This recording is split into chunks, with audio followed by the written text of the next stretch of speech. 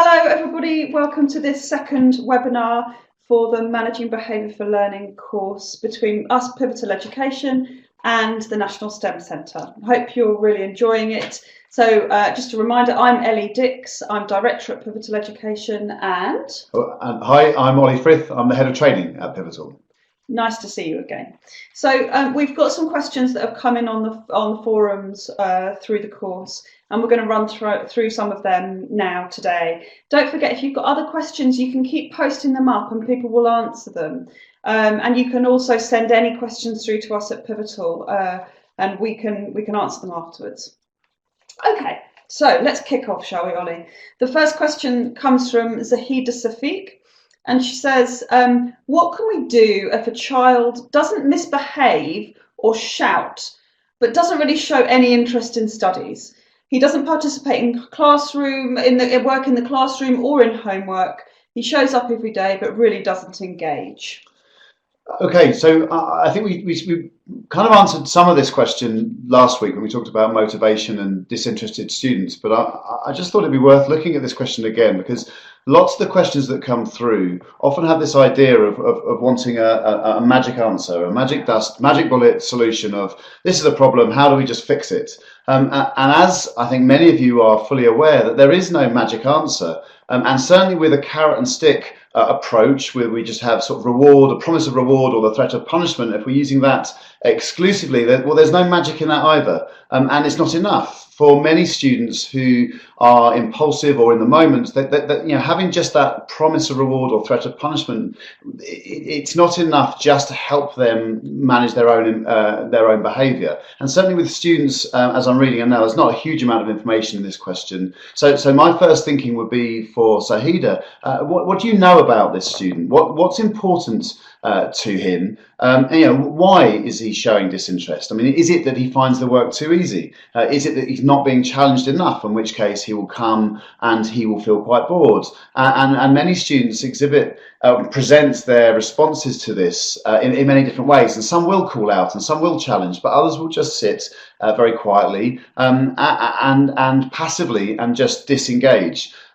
So I think it's worth mentioning in this point, you know, you looked at scripted responses, and I think that the importance and the value of scripts, that they don't work on their own. It's not about just having a robotic voice that comes out in isolation. It's in connection with all of the other pivotal values, which, you know, really looking at that consistent expectation, looking at adults really managing themselves effectively, and so giving the absolute certainty to the child or to the learner of what's going to happen. So releasing your expectations, presenting them to your learners, this is what I expect of you, this is what I know you're capable of, this is how much I believe in you, and actually sticking to those boundaries that have been firmly created, so the learners have absolute certainty that they know what's going to come next. And so if you have that script, that planned response for when the student is being apathetic, when the student is being disruptive, whatever the behaviours that the learners are exhibiting, you have that planned, considered response, and all of a sudden those boundaries become very tight,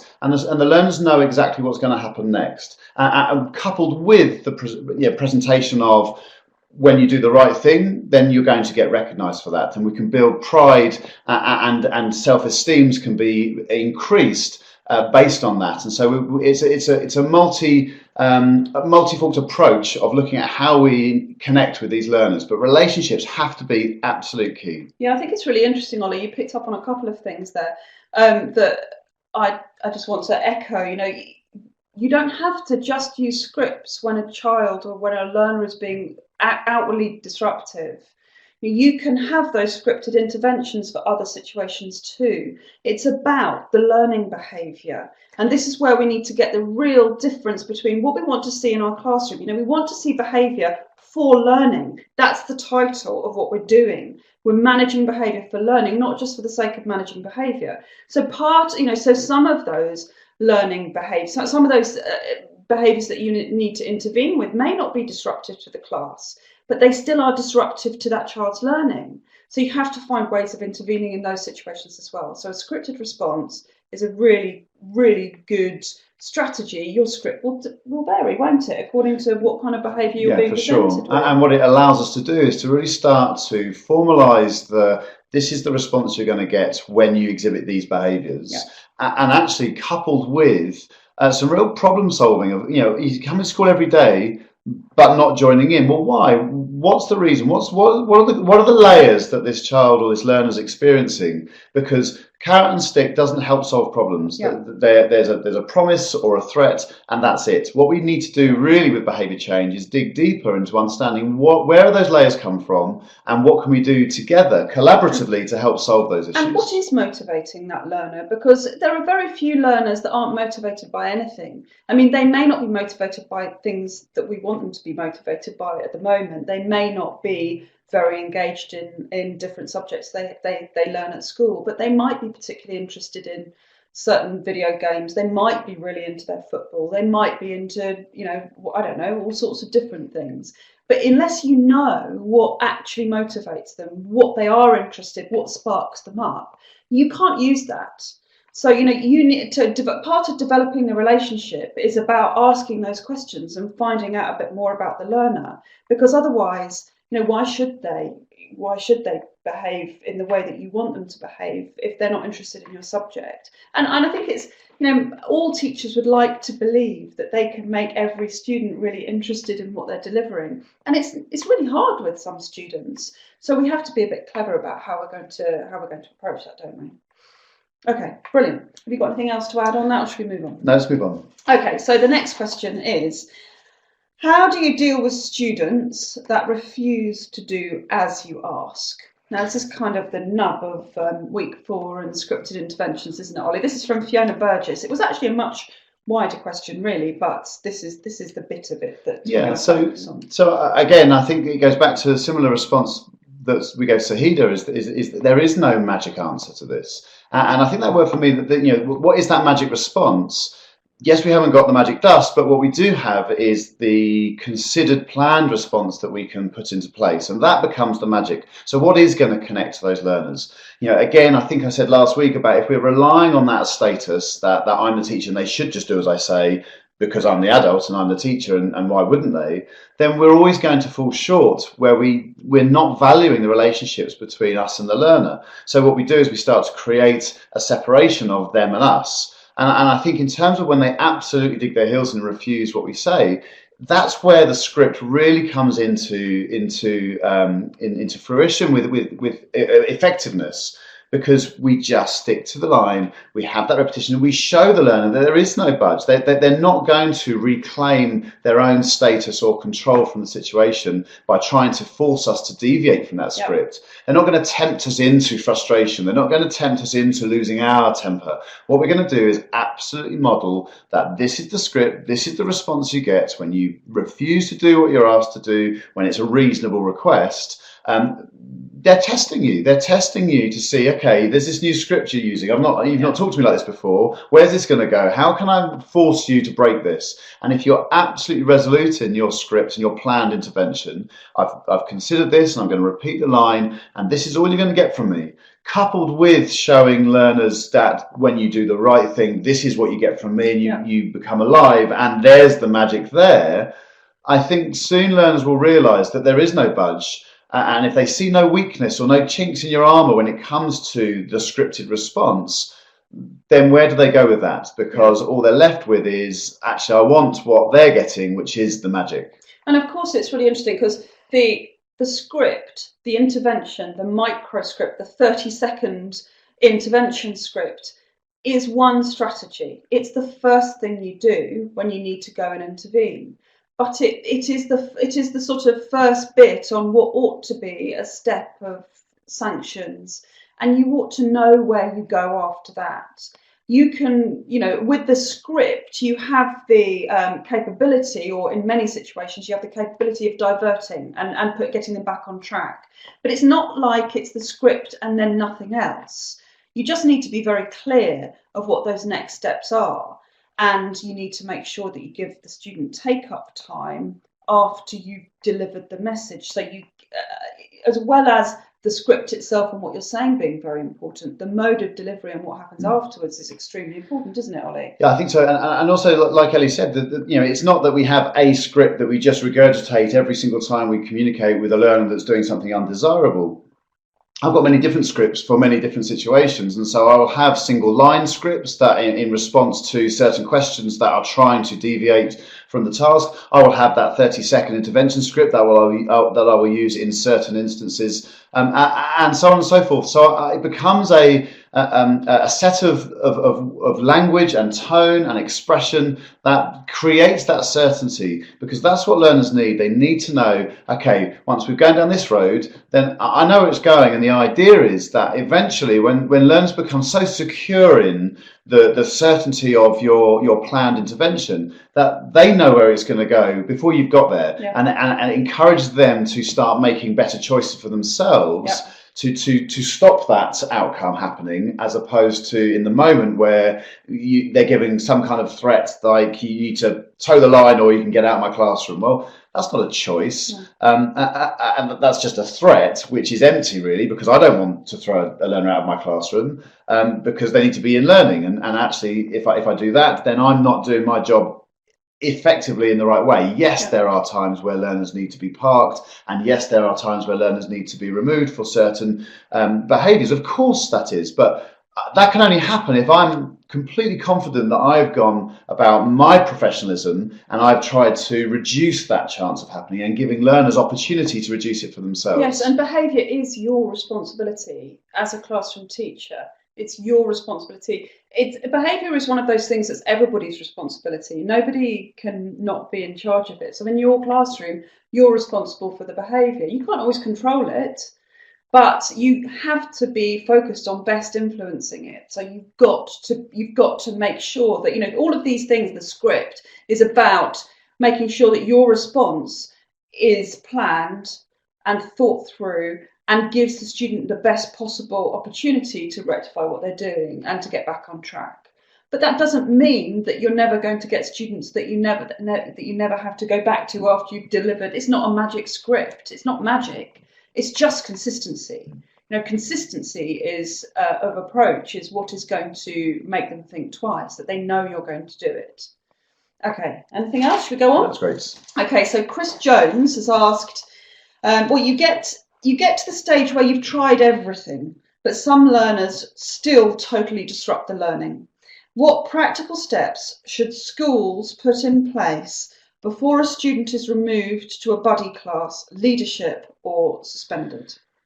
Okay, so that's quite an open question, because obviously for many of you taking part in this course, you're individual teachers that can make certain decisions about your classroom, but not necessarily on a whole school approach. And so what Chris is asking there is very much something bigger than just a classroom. So I'm going to answer this in two ways. So first of all, I'm going to talk about what the individual teacher can do in their classroom.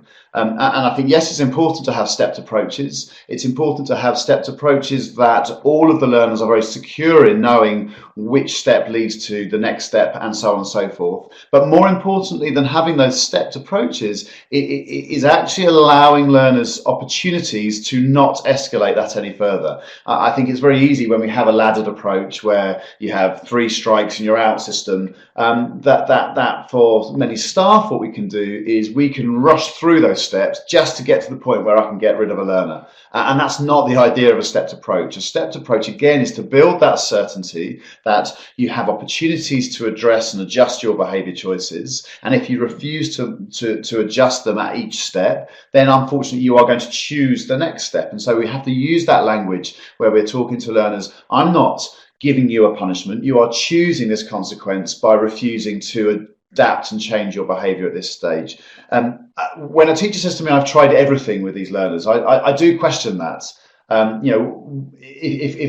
If I've tried everything, yet there are other teachers that seem to be able to manage this child's behaviour, well, what are they doing that I haven't tried yet? What are they doing differently? And so I would look at the whole system, the whole school approach, and say, okay, are there members of staff that are able to communicate and to de-escalate with these learners? Are there members of staff who seem to have a better connection, a better relationship? What is it that they're doing differently? And is it something that I can take and adapt to make work for me? And I think also, Ollie, um, when you hear the phrase "I've tried everything," it's not just well, have you really tried everything, but it's also how long did you try everything for? Did you try it once for 5 minutes? And of course, we don't know what, and each person is different. But it's very easy to try something and see it doesn't work on one lesson and give up. But we know that it's about a consistent approach. So, and we also know there are plenty of different ways that you can manage behaviour that are quite effective, and that having that consistency and built into the approach is one of the things that's really important. So, yeah, how long did you try those things for? And yeah, I think getting mentoring from other teachers, or at least observing other teachers and working out which are the teachers that do have a better relationship with that child is really important. Yeah, for sure. So for the individual classroom teacher, I think in terms of the steps, I think sometimes when we have at step one, often schools or teachers in classrooms will have the a warning or a reminder or some kind of first stage.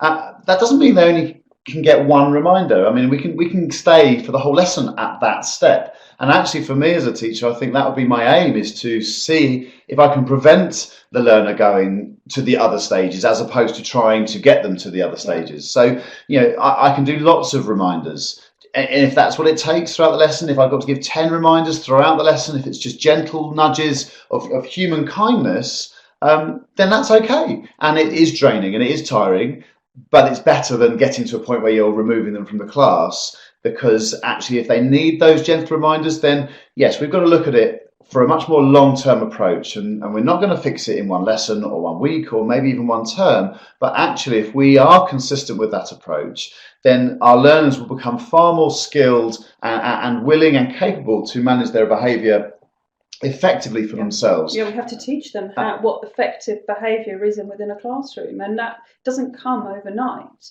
And if that's how they behave all the time, then we have to slowly change those habits. And so those picking up those gentle reminders all the time will be something that helps them change their habit.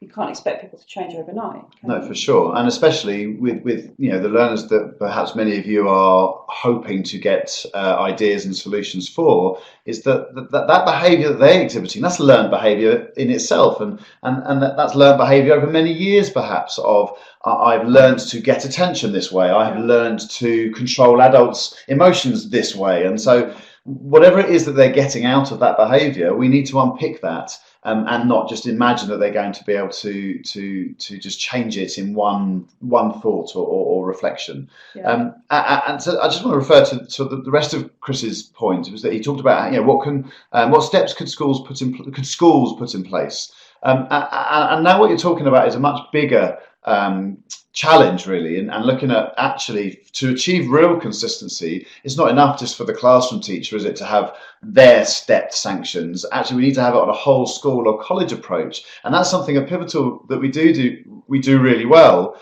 is look at how we can embed that whole culture across the organisation.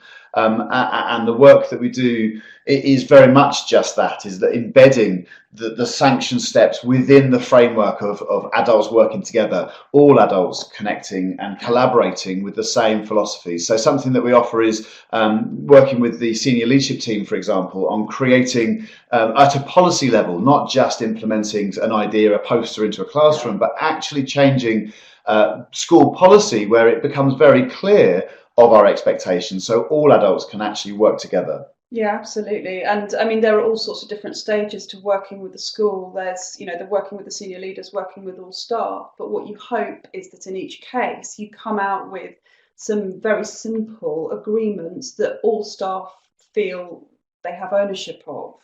And you can start in your own classroom by having ownership of the structures and systems that operate in your own classroom. If anybody is interested in finding out a bit more about what you do at whole school level, just get in touch and we can talk you through it. Great. So I just give Chris so at Pivotal, the step sanction approach that we use is that the first stage is the reminders, and it's plural, so we can give more than one. It's not just I've given you a reminder, that's it, next step. And then it needs to be more formalised with a caution that we need to make the learner aware of the behaviour that we're dissatisfied with. That might be delivered through a microscript through a That 30-second intervention. Absolutely. And then there needs to be a last chance, and last chance needs to be last chance. But it's useless. It will fall apart if we say, right, you've got one more chance. Okay, you've got one more chance now. And so if we do talk about one last chance, then actually it does need to be one last chance. And you talked about moving to a buddy class, and I think at that point, on the sort of the fourth step where we talk about timeout, and the timeout could be timeout in the classroom. It doesn't have to be removed from that classroom. Again, this will be very age specific and student and school specific, depending on what your students' needs are. But that timeout also might be to a buddy class, but that will be delivered through that 30-second intervention that you've been learning about, where very much it's a case of just repeating what the principles of that are, which is reminding the student what the rule that's being broken, reminding the student the behaviour that is undesirable, reminding the student of the sanction that is going to happen if they choose to continue. Then the important bit really is to remind the student of previous behaviour that is evidence that they can do what we're expecting them to do. Giving them an opportunity of take-up time as well is absolutely essential for this to work. We can't just go in, there's the lines, now do it, where's the magic, it hasn't happened, right, I've tried that, it didn't work. Yeah, absolutely. It's intrinsically linked to the work that you did in week 1 on managing your own behaviour. You can't deliver a the point of the microscript is that you don't have to think about the words you're saying, so you can really concentrate on how you're delivering it. You can look at getting your emotion in control. You can look at delivering it in a calm, maybe monotone fashion, certainly devoid of negative emotion, so that frees you up. And then some teachers make that mistake of looming over the child. So they're delivering the script in an angry way and then saying, come on. Nobody complies like that. Nobody changes their behaviour when that is the sort of response that they've, the sort of intervention that's happened. And that's the thing. So absolutely. So because you've planned your script, that means you don't have to think about the words anymore. You're not improvising that side of things. You can focus on removing the emotional connection. But also they work, and I know this week you're looking at restorative approaches, and actually they complement the full circle, because scripts need that follow-up. You can't just deliver the script and that's it. There needs to be that certainty that the most important thing, and I talk about it a lot, but it comes back to the most important thing, is reaffirming your commitment to the relationship that you have with that learner. And that's sort of the final end of that script, and then moves on to restorative conversations that you're going to be doing this week. Yeah, you actually have to care about the learners, don't you? I mean, that's often one of the problems, actually. Okay, here we go. Next question. The focus on this section was on praising those who are good every day. I think she must be talking about week 3. So the focus is on praising those people who are good every day, all the time, the 95%. So we're focusing on the 95% of learners. What should we be doing for the 5% then? Okay, so I guess what she's talking about is the first attention to best conduct and being sort of really trying to get it right for the 95%. That doesn't mean that we shouldn't be praising the 5%. Of course, we can praise them as well. It doesn't mean that we just ignore the 5% and we just focus on the 95%. The first attention to best conduct, again, it might be that some of the 5%ers are giving best conduct. And so, yes, we recognise them as well. And I think that what's really important is that we talk about the 95% and first attention to best conduct and getting that right. Because what that does is it allows us time and energy and resources to focus on the 5% in a way that they really need that level of support. The 5% of the learners that we're really talking, the really challenging behaviours, we can't just squeeze them inside the behaviour policy and hope that that's going to be enough. Again, it goes back to threat of punishment, promise of reward. For these learners, that's not enough. And so what we need to do is we need to have them working alongside the policy. So the policy is the first attention to best conduct, and we're looking at the 95%. We get them on board, we get them working alongside us. it allows us to open up, to look at what therapeutic intervention, what nurture support, maybe the use of community payback can we apply to the 5% of when they make those difficult decisions or problematic decisions, to really start looking at how we can solve the problems for them. Because again, it's layered. Yeah. These students don't just wake up and decide, I'm going to be bad today for the sake of it. They've got baggage, they've got history, they've got all sorts of layers that are conflicting in their lives that are building to create these bad behaviors. And what we need to do, rather than just hopefully we can just punish them out of behaving badly, or we can recognize the good behavior of them out of behaving badly, what we need to do is we really need to look at what support they need that's going to help them become far more resilient and far more self-regulated in terms of their own behaviour choices. Yeah, absolutely. And I think one of the reasons for focusing on the 95% is that all students, whether they're in the 95% or the 5% or in the grey area of people that skip between the two, all students want these things, want to have your attention when they've done something right, want to be recognised when they've gone over and above, want to have calm, consistent adults around them. All students want positive routines and to know what the structure is in a classroom. Those children in the most difficult circumstances, who are in the 5%, who possibly have complex needs, who have mental health issues, they need that structure, that certainty, as much, if not more, than every other student. So what happens when you focus on the 95% is that you find that your 5% reduces. You're not left with 5% when you're really focusing on the 95. You're left with a much smaller percent that really are going through traumatic times and need different approaches, like Ollie said, need possibly therapeutic approaches.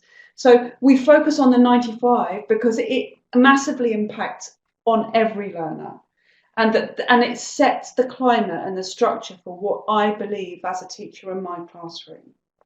So I think, yeah, so maybe the confusion has come where we've talked about not forgetting the grey children, start with the grey children. And yes, we do need to recognise them, but actually it's all of your children. Yeah. When any of them behave well, then that's where we get our first attention for best conduct from. Yeah. It's not just the grey children, it's not just the 5%, it's all of them. It's all of them, absolutely. And it's a good idea to, if you're doing your positive notes, which you should be hopefully now, and your phone calls home, then make sure you're making a note of who you're giving them to, because one of the ways that you can get rid of the whole kind of grey children area is by making sure that you keep a tally of the kind of interactions you have, not just the positive notes, but maybe the other things as well, to make sure that you are rewarding all the students that deserve it.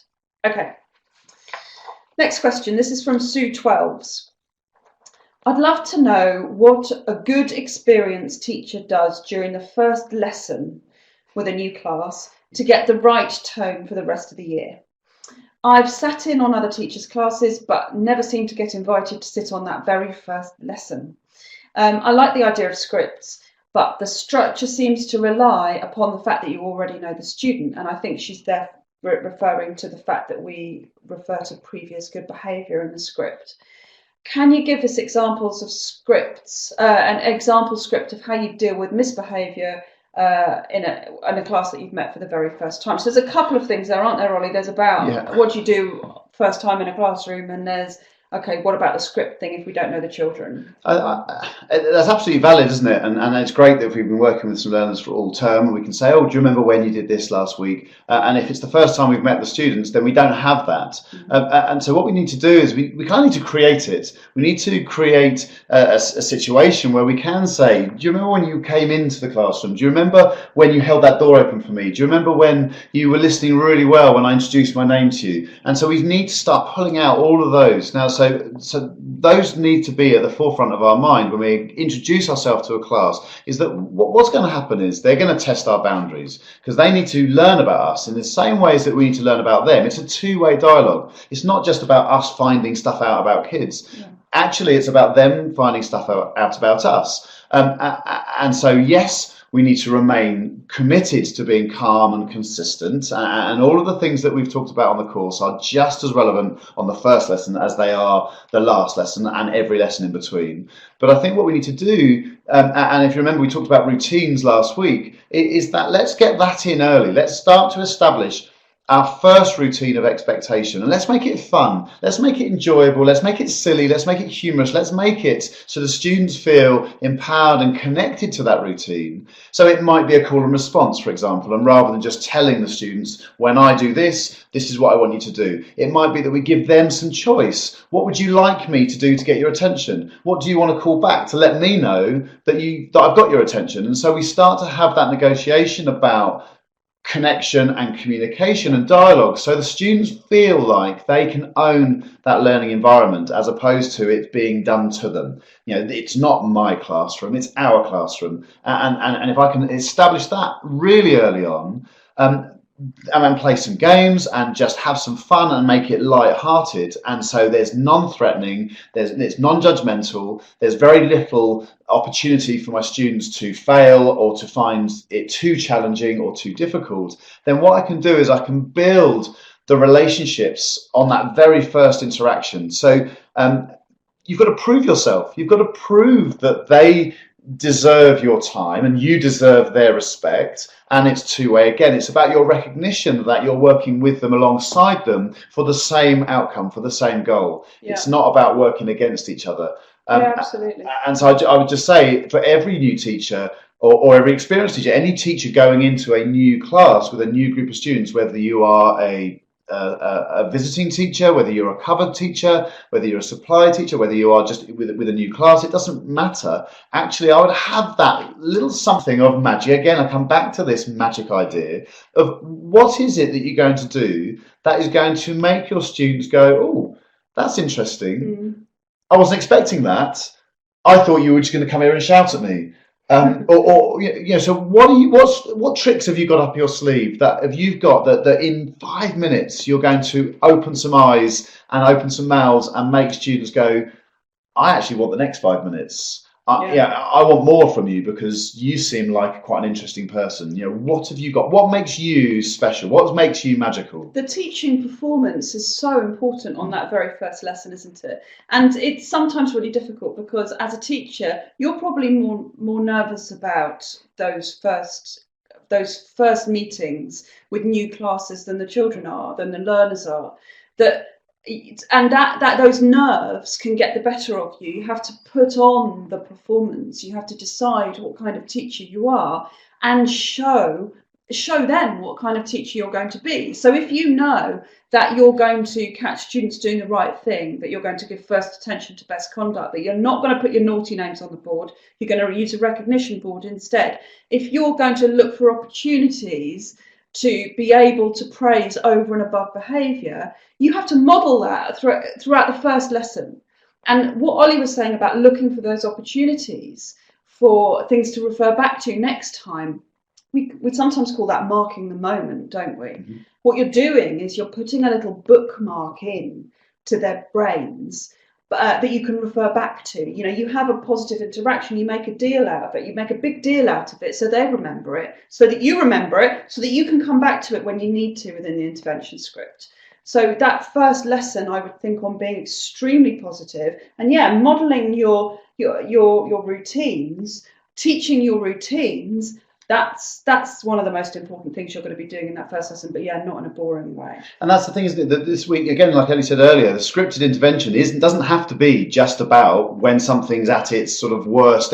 Actually, planning your first 5 minutes, planning your interactions, planning the positive stuff is just as important, because if we leave it to chance, if we leave it to improvisation, then we might get it right, but we might also get it wrong. And I don't want to leave that kind of thing to chance. And so I am going to consider what that first 5 minutes looks like just as much as I'm going to plan my intervention response. Yeah, and don't forget to meet and greet at the door as well. First lesson, first thing, very important. Okay. I suppose the other thing is that we've actually got some articles on our website, and I'll provide the link for you, about what to do at the beginning of the year or what to do with a new class and how to set your expectations. So we'll provide those and make sure you've got access to them. Okay, next question. This is from Charmaine 1.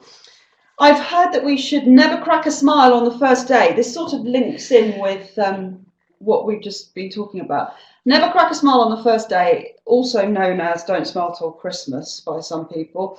Otherwise, it will have a negative impact on classroom behaviour management. However, it seems to be a double-edged sword, as children may fear you instead or not listen.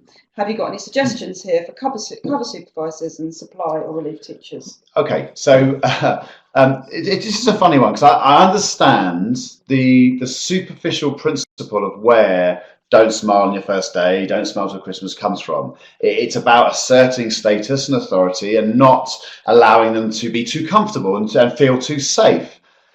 Now, for me, that's a bit odd in itself. Why wouldn't we want our learners to feel completely safe and secure and comfortable? It's not about being friends with them. We can be friendly, but not friends. And at Pivotal, we use that term quite openly: friendly, not friends. I would think you would smile as often as possible and as much as possible, because a smile is a real connector. It embeds security, it embeds safety, and actually, why wouldn't we want to create all of the things that a smile does for us on a human level? Why wouldn't we want to make that firmly in place in our classroom? I don't think that there's a separation between if you smile or if you smile too much, then they're not afraid of you. Because I think if you're having that philosophy, then you are the sort of teacher that relies upon hierarchy and status, and at some point it will be challenged. At some point, if you are using that as your exclusive behaviour management system, at some point your learner will say, "Hang on, do you know what? I'm not having that," and they'll challenge you. And I don't really care about that. Yeah. I don't care what hierarchy is here. So I just want to I noted down that the Dalai Lama talked about. He says, "Be kind whenever possible. It's always possible." And I think that's just. It doesn't matter who said it. Actually, the idea of being, smile whenever possible. It's always possible. Actually, what we do, and especially for cover supervisors, what was the other? Relief teachers. Yeah. Especially, why wouldn't you want to demonstrate some kind of warmth or care and security that says, in this space you can learn, and we know that we can't learn if we're not safe, if we don't trust, and I can't teach if I don't trust my students, and a really useful tool of communication is the smile. So I would advocate using it as often as feels comfortable. I'm not talking about an inane grin that just feels really odd. Of course it's got to be natural, and it's got to feel comfortable and full of integrity and honesty. But I think if we do that, then I don't think we can go wrong with that. No, and think about the terminology drains and radiators, and the kinds of people that you want to be around. Those people that you choose to be around, that you're naturally drawn to, are ones that radiate rather than drain your emotions. The radiators, the smilers, the friendly, open teachers are the ones that draw those children in, not just in emotionally, but they draw them in, they make them feel safe, they get them more interested in the learning.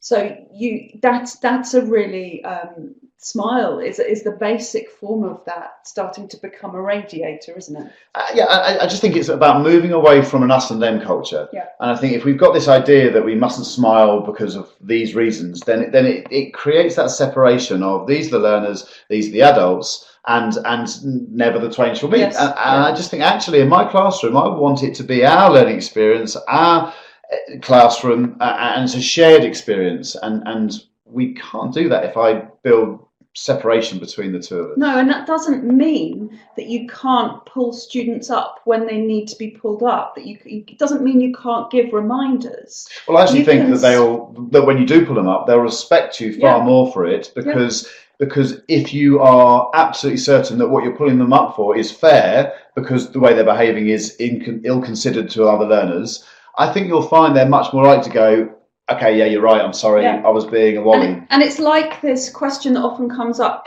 the tariff system between sanctions and rewards, you can give one student a reward and a sanction in one lesson.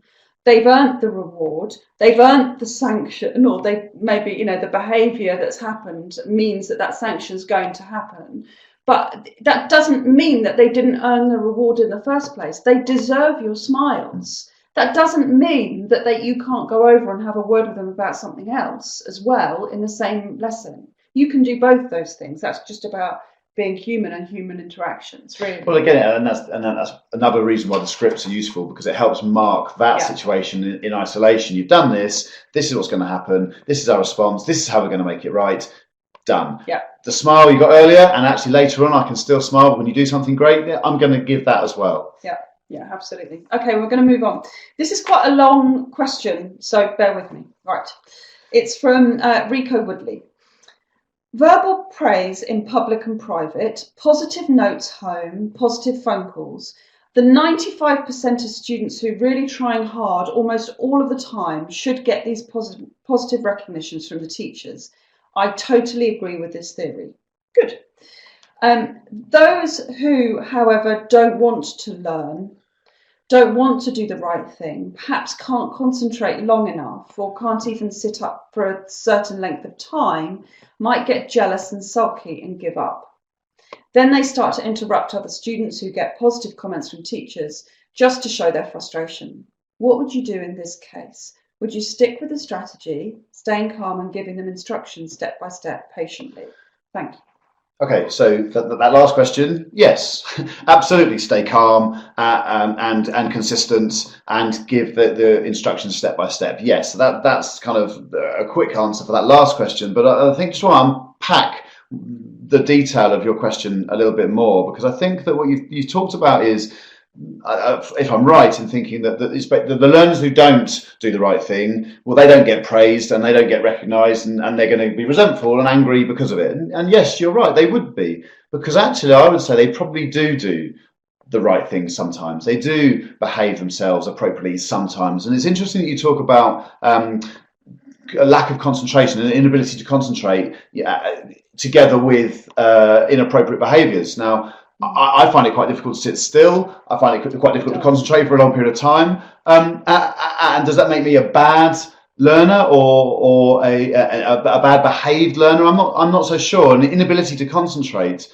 There's not much we can do about that other than develop strategies, and being punished or promised a reward if I am better at concentrating. Again, it's ineffective. So what we need to do is those learners that you're talking about that you think might get resentful, I'd find the things that they do wonderfully well. I'd hunt for, seek out those things. They might just be really small. And it is harder to find in some children than others. So you have to really focus on looking for catching them doing the right thing. But we do have to catch them doing the right thing. And almost, in terms of concentration, for example, is it that there's a time limit that for some learners, individual learners, you go, okay, 10 minutes is about their maximum. Well, what's happening after 9 minutes? Are you recognizing? Are you giving them a thumbs up? I'm not talking about that we shower them with stickers and shower them with rewards, but we can still say you're doing a great job, keep going. Maybe after 9 minutes before they lose concentration, or 6 minutes, or whatever it is, you will know your learners and at what point they start to wane and start to lose concentration. Yeah, for some students it really helps if they know ahead of time what's going to happen in the lesson as well, don't they? If they are told at the beginning, we're going to do this for a bit of time, but don't worry, or keep focused as far as you can, because it's only going to be this amount of time, and then after that we're going to do this, and then there's an opportunity to do this.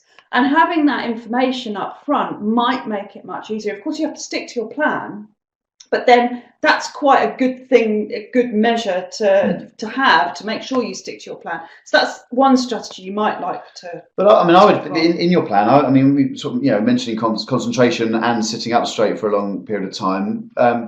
Because you mentioned it, and I just think that in your plan we should be thinking about varying our delivery. 10 minutes is for any age of learner, whether it's 4 or 5 year olds or adult learners, actually, and anyone in between. I think 10 minutes is about long enough before you vary or change the activity, or you tell a story, or you ask some questions, or you initiate discussion. Just varying your delivery style. If you're talking for longer than 10 minutes, I think for anyone that's hard to sustain concentration, stability, where you can absorb all that information anyway. Yeah, so we certainly do that when we're training adults, when we're training teachers. Teachers can't sit there for longer than about that long without needing some sort of activity. So, you know, that is what pivotal training looks like. Very varied, very interesting, different sorts of activities going on all the time. So I'm just going to unpick. So you've talked about that. You know, those who don't want to learn, do they not want to learn? Do you know that? Why do you think they don't want to learn? Why don't they want to learn? Let's unpack that, and let's find out what are the blocks for them that are getting in the way of them engaging in the lesson fully. You know, we can't just force someone to be engaged. What we can do is we can work out what's causing or initiating that resistance. You've talked about don't want to do the right thing. Again, I would question that, not wanting to do the right thing, and actually let's look at it. Well, what is the learner saying to you? Are they calling for help? Are they saying I need to be noticed? You know, what is it that I don't want to do the right thing? I think most people want to do the right thing in the right circumstances, and are we creating that right environment for learners to feel that they can do the right thing? And do they know exactly what you want? Have you been really explicit about this observable behaviours you want to see, or are you just blindly demanding respect and respectful behaviour? Because that's subjective. So you need to be really specific about what you're expecting from them and notice then when they do it. Yeah, that's the key, isn't it? It's really looking, you know, don't wait for it to go wrong and then go, okay, I've got to respond to this. Yes, sometimes it goes wrong, and yes, we have to have a plan, and that's what part of the scripted response is about, is having that plan. But actually, we can have a plan to intervene before it goes wrong. We can have a plan to recognise after 3 minutes when someone's sitting still, just before perhaps they might put their head down and go to sleep. We can start actually engaging them before. So we're preempting the problems and looking at this idea of preventing it from happening and doing everything we can to put in place. Absolutely, and I think it's one of the most common mistakes that teachers of all levels of experience make, is that they will stay up late at night planning the content of their lessons. They will spend the part of the summer holidays, half of it sometimes, writing schemes of work for the next year. They'll do their lesson plans during half term, and yet they won't spend time planning for behaviour. And you're missing a trick if you're not expecting any negative behaviours. You're missing a trick in terms of preparing yourself and your response, and that's going to be really helpful for you if you just think about, okay, what am I going to do when things don't go quite right? Because they won't always go right. Okay, so lastly, one more question, and this is from Mario. What do you do when neither reward nor punishment seems to work with specific learners? So we've touched upon this, and I know this was part of a much longer question. You've talked about the carrot and the stick towards the beginning of this webinar, haven't you, Ollie? Yeah, so and I won't sort of repeat that too much. The idea that if we're using that on its own, the punishment reward in isolation, it isn't going to work, and nor should we expect it to work all of the time. For many learners, it might be enough to give them the promise of a reward or the threat of a deterrent, and that's enough. But for many learners who just don't work on that basis of striving towards something because they haven't learned the skills to regulate their behaviour enough yet. And the same for the threat of punishment or deterrent. It doesn't work because they haven't learned the skills to regulate in the moment, whether it's impulsive or whether they're getting more satisfaction and more reward out of those behaviours and the attention they get through behaving in an undesirable way. We can't expect the threat of punishment to work for them either. So what slightly concerned me about looking at, to unpick this question that Ellie read out, is that the language that was used, sort of describing the children as little devils, and talking about they belong in a different institution, and talking about I'm not going to be able to work with them ever again in the future. And I just think that if we start to look at the language that we use when describing situations, it seems to me, and I might be really wrong, but it seems to me that this person who asked this question has decided that these children are unteachable, that I can't do anything more with them. I've tried, and I'm sure that you have tried. But that decision, that decision of finality, is destructive in itself, because I would probably guess that these children know that you've given up.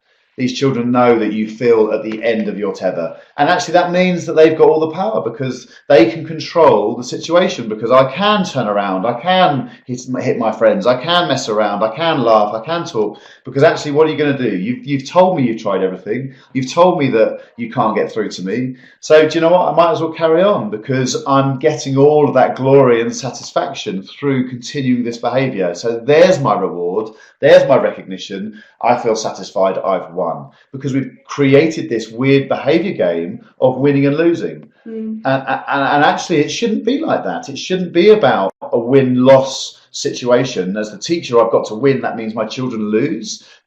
That doesn't make sense to me. And actually, what I need to create is a scenario, again, where it's collaborative, where the relationship is paramount. I need to invest time in the relationships with my learners. I need to find out what is important to them. I need to get them outside of the classroom situation and have conversations. I need to invite them to come and help me set something up, invite them to spend time with me at lunchtime, not as a punishment because of what happened yesterday, but in advance of something going wrong. I need to really start to get them to see me on a human level, as well as allowing me to see them on a human level, and we can start to find connections and build that relationship that allows me to refer back to in the instance. So I'm not relying on threats of punishment and promise of reward. And actually, this week when you're looking at scripts, and also last week when you were looking at scripts, and this week when you're looking at restorative approaches, those two things absolutely marry up to help build those relationships. The script allows absolute certainty of adult response. There is no budge, there is no cul-de-sac you can take you down. This is the response you're going to get every single time. But to complement that, and what students really want, is those conversations, the relationship building, where it allows me to have absolute commitment to not giving up on my learners, to not feeling like I've got nothing left to give, and actually working alongside my learners so we have the shared experience. And I think if you commit time to finding out what's important to your learners, what do they connect with, what does inspire them, what does motivate them, what does fire them up, what does make them want to focus and concentrate, and how can you bring that into your classroom? Because I think once you start to have that door a little bit open, then I think you'll find that the learners push it wide open to want to come through it. And I think the other thing is that many teachers get into this situation at some point in their career. Some teachers will get into it repeatedly in their career, where they felt like they've alienated a group of children or individual children. And it is possible to reset that you haven't gone down a road that you can't turn back from. You can easily change it. But again, we're talking about what we talked about a little bit last time, which is that hard to reach children are hard to reach. So you have to be persistent. You have to be there. You have to show them that you care, not just one day, but you have to keep doing it. But you can get back from that. You can change those behaviours. You can change that relationship. And I think the other thing is that what the question talks about, reward doesn't work and punishment doesn't work. And I think actually part of the response to that is, yeah, you're right, individual strategies don't work.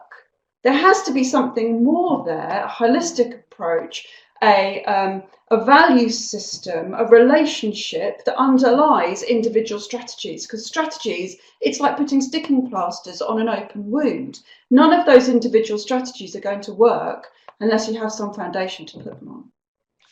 Absolutely, and I think it all goes full circle, doesn't it, back to week one, where we're looking at what can I change? It's my own behaviour, my own emotional state, my own responses. And I think that when we unequivocally demonstrate our commitment to our learners, that no matter what happens, no matter through any inappropriate behaviours, I will still not give up. I will still be there to support you, because that's my job to do as a professional, but also as a human being. Because like Ellie said, these hard to reach learners and the layers that they've experienced that have contributed to the situation that they find themselves in, they're going to test us.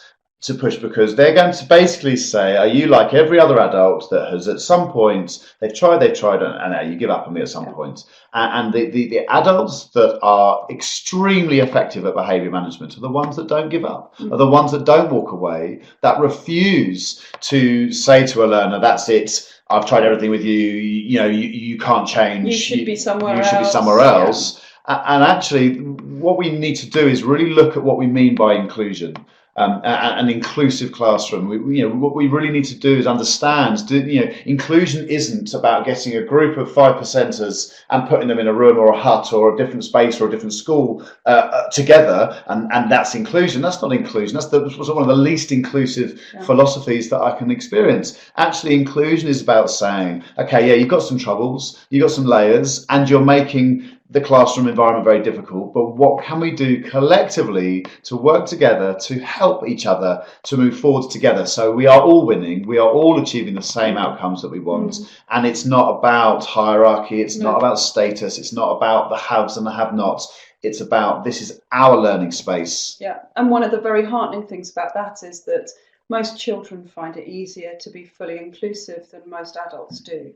And so actually, if you look at the children the learners in your classroom, you can learn a lot from them and the way that they behave towards those people. They forgive time and time again. They give them clean sheets time and time again.